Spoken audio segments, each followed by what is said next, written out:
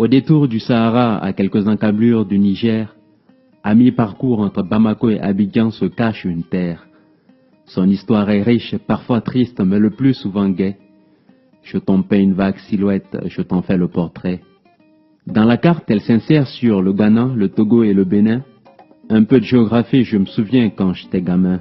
Une soixantaine d'ethnies dans la paix jour et nuit se côtoient, dans ce havre qui a vu naître Thomas Sankara. Tu seras accueilli par un peu de poussière, mais beaucoup de chaleur humaine. La chaleur du benga, des poulets bicyclettes et des poignées de main. Il faudra dire Neyibeogo au fils de Ouedraogo, ou encore Anisogoma si tu passes par Bobo. Si tu es amateur de porc au four, bienvenue au paradis. On en consomme comme le tchèp au Sénégal du lundi au samedi, avec la bonne bière qui va avec, jamais une sans deux, c'est la règle. Simple prétexte de soulage et la nostalgie de la fête de la bière. Dans la capitale sur 2 roues, il y a autant de motos que d'habitants. Pas besoin d'attendre le bus, le temps c'est de l'argent.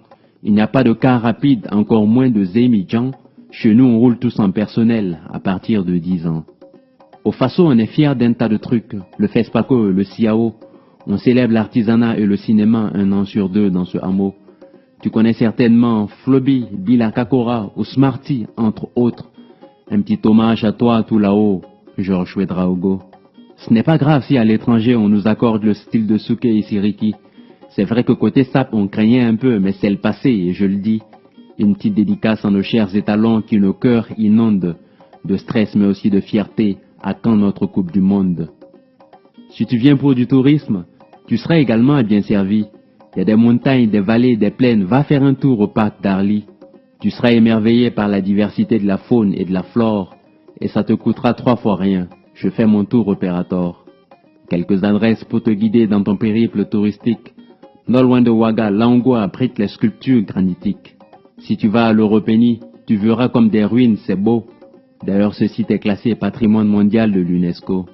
Tu prendras un peu de hauteur sur les pics de Sindou et tu pourras vénérer les caïmans sacrés de Sabou.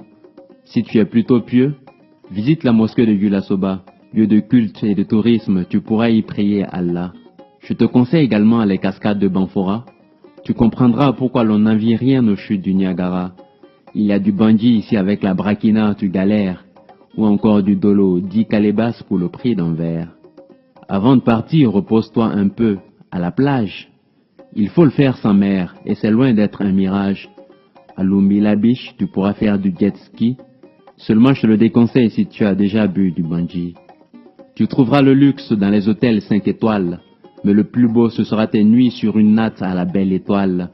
Tradition et modernité se confondent et je prends le pari que tu n'auras jamais été aussi beau que dans du Faso d'Anfani.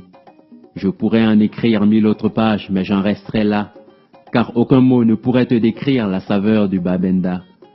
Celle du Rabilé encensant cette riche diversité culinaire, ou même le Chitoumou à sa propre fête, ne crois pas que j'exagère.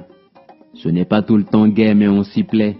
Même quand le politique ment et que la chronique défraie, peuple brave et fort, humble que trahit mon narcissisme révolutionnaire, tu l'adopteras au coup sûr quand ton pied foulera cette terre. Carte postale du Burkina Faso, pays des hommes intègres, où l'hospitalité est sacrée, où l'étranger est plus qu'un frère. Si tu passes par là, arrête-toi, tu en auras pour ton geste, dans ce petit bout du monde, dans ce paradis d'Afrique de l'Ouest.